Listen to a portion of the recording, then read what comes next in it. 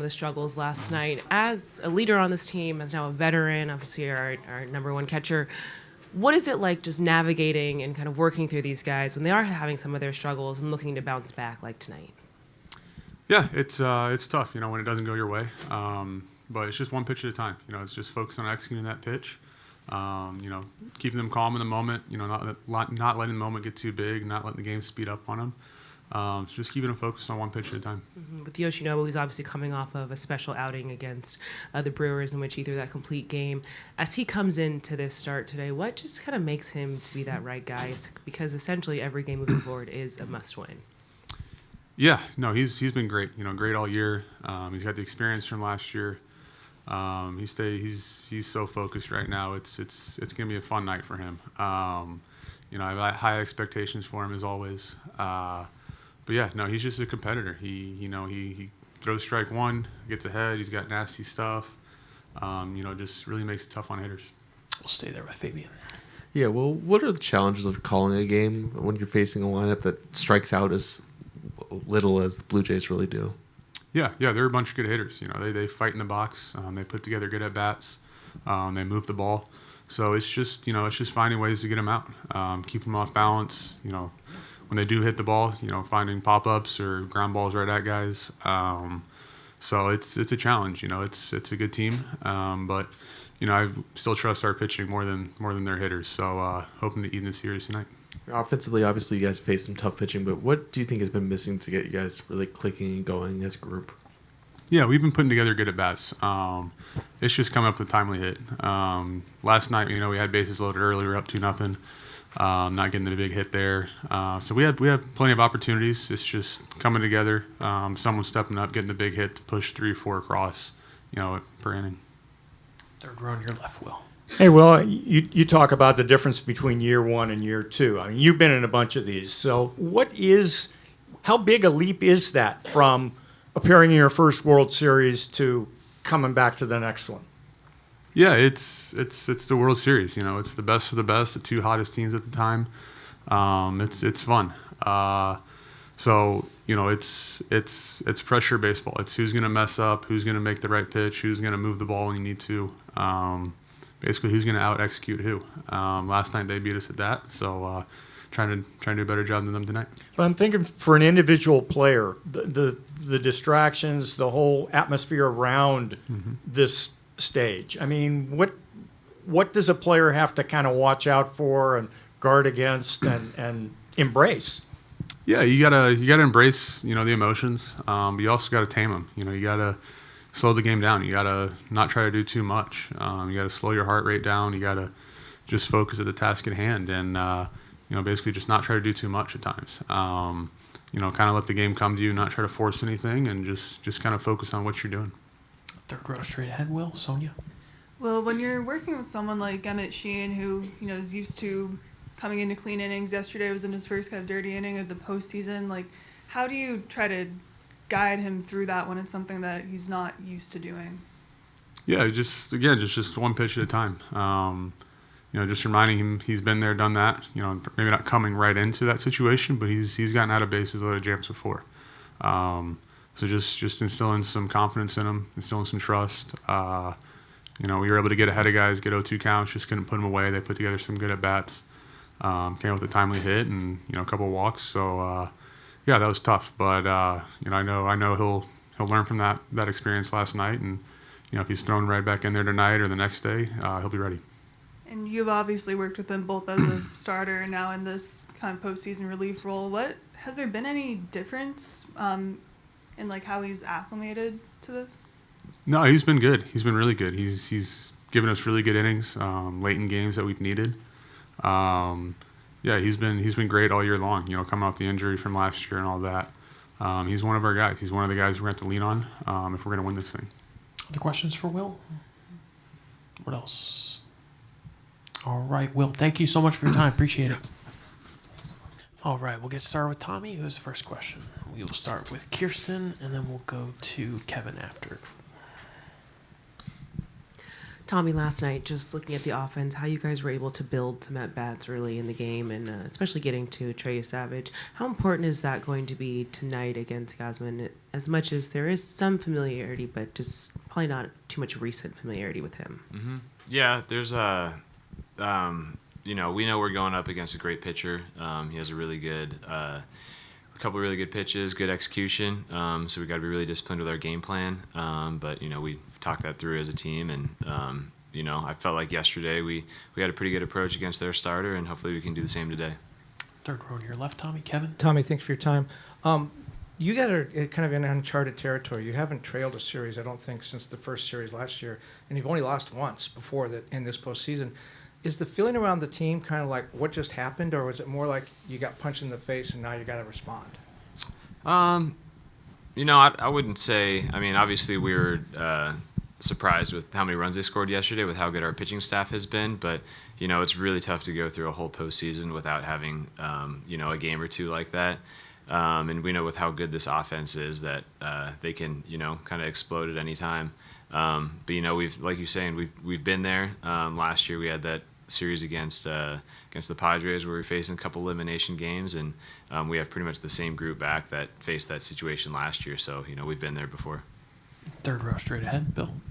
Yeah, Tommy, give us an update on your ankle, and is center field an option, or is that just off the table until next spring? Yeah, ankle's feeling really good. I haven't really talked that through with Doc. I think the plan is just second base for now. But it's maybe that'll be a conversation. I'm not really sure, but for now, just second base. Is there something that you're going to have done on the ankle after the season, surgery or whatever? I'm not sure. We'll probably evaluate that after the season's over. For now, I think just playing the rest of the games of the World Series will be totally fine. It's actually improved a good amount throughout postseason, and it feels like it's in a really good spot now. But yeah, that's something we'll talk about in the off season. Up front of your left, Tommy. Ron. Is it noticeable to you at the plate how much harder pitchers and relievers are throwing in the postseason than during the season? I haven't really thought about that. Obviously, in the postseason, you're playing against the best teams, so you're going to be facing the best pitchers as well. And maybe a little bit of adrenaline too. All the pitchers have a mile or two higher than they would in the regular season, but it's you're going up against the best pitchers, so you're kind of aware of that going into it. Do you have to think a split second faster on your decisions, or is that not possible? Not really. I think that's when you get in trouble. You start guessing. So I think just being more locked in with the pitches that you're trying to hit. Go back to the fourth row on your left, Jack. What was going right on right against Savage yesterday? Just trying to kind of take his splitter out of the equation, or something else just about the matchup that made sense? Yeah, just the matchup. I mean, he's done a lot better against lefties than righties throughout this year. I think it's a big part of it is because of his arm angle, his unique arm angle. So, just looking at those two factors, it made more sense to hit right-handed. And then for you guys as a lineup, what do you need to do to cash in a little bit more on the opportunities you have been generating, in the way you guys were kind of coming into the postseason? Yeah, going back to the last series too, I felt like we had a ton of traffic and didn't score as many runs as we necessarily could have. And I think it's just maintaining that consistency of at-bats, even with runners in scoring position. We've done a great job getting innings started and then just haven't cashed in, like you're saying. I think keeping the same approach instead of trying to do a little extra when guys get to second and third base. Other questions for Tommy? Am I missing anybody? All right, Tommy, thank you so much for your time. Great to see you. Appreciate it. All right, we'll get started with Doc, who has the first question. We'll start with Kirsten. Hey, Barry. Right up front. Dave, Will Smith was in here earlier, and he was just talking about just some of the offense, some of the at-bats that he's either been having or been seeing from this team.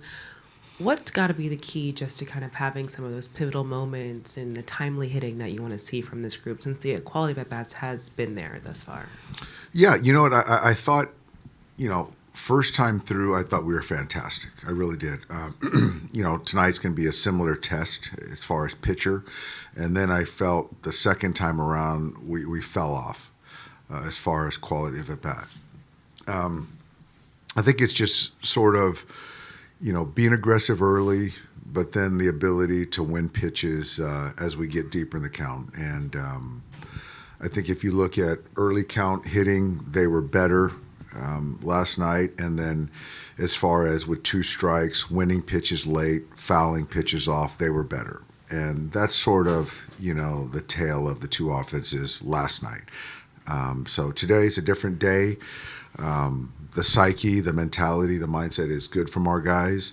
But yeah, I do feel good in the sense that similar type of profile, with Gosman versus Yasevich last night.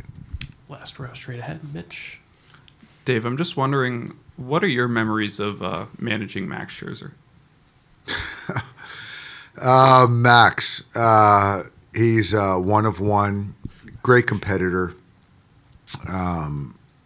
Don't want to touch him during outings. Don't want to pat him on the backside. Wants to be the guy, and so I really enjoyed managing a future Hall of Famer. He's very smart. He's a baseball player first, then a pitcher. It's going to be a good test for us. Game 3. What is unique about his preparation compared to other starters? Very not unique, but it's very focused. It's very intentional. He does a lot of his own homework. He's very prepared. He asks a lot of questions, a lot of it from the hitter's perspective, which is really smart. And not just kind of going at it from the pitcher's side. He kind of wants to know what hitters think. So very unique in that way. Second row on your right, Dave. Oh, Dave. Shohei was booed and there were chants at him yesterday. From what you've learned from Shohei, how does he receive that and go on to do what Shohei normally does? Well, I don't think he understood the chants. So that's one part of it. As far as being booed, I think that he understands why he was booed.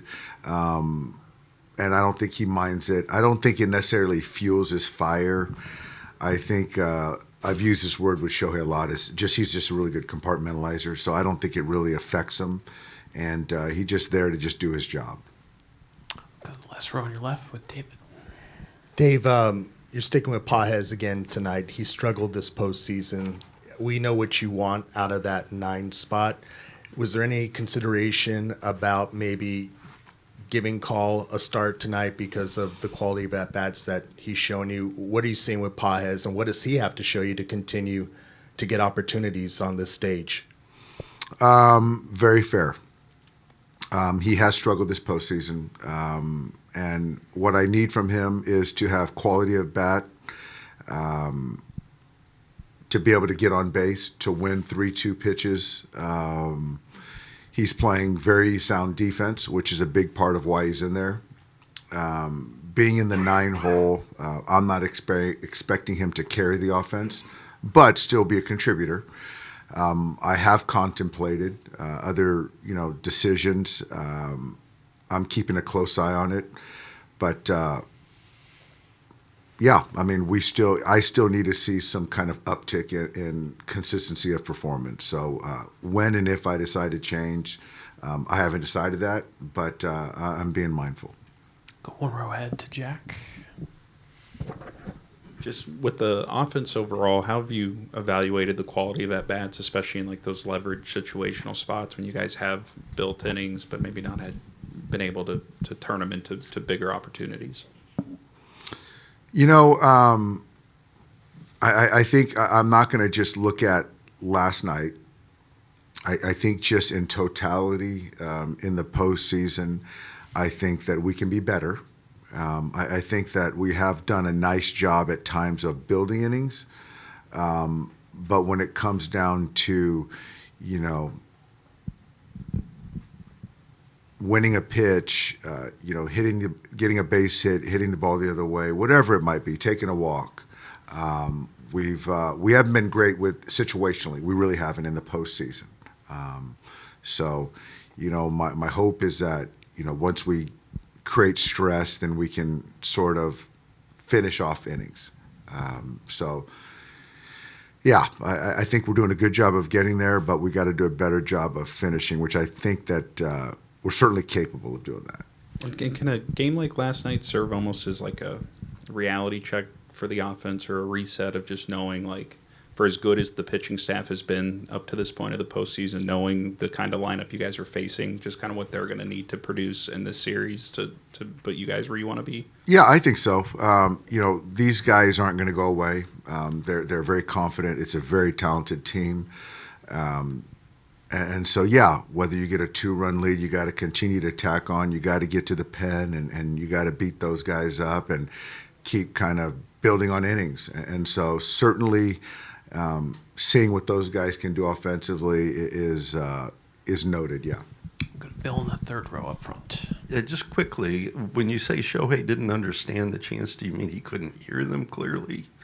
Or Well, didn't I understand think the that it was motivation? more, I think he was hitting, and it was muddled until I heard it, but I wasn't hitting. And so my point being is that I understand he understands the language, but he's still hitting in the box, and I don't think his focus was on a chant.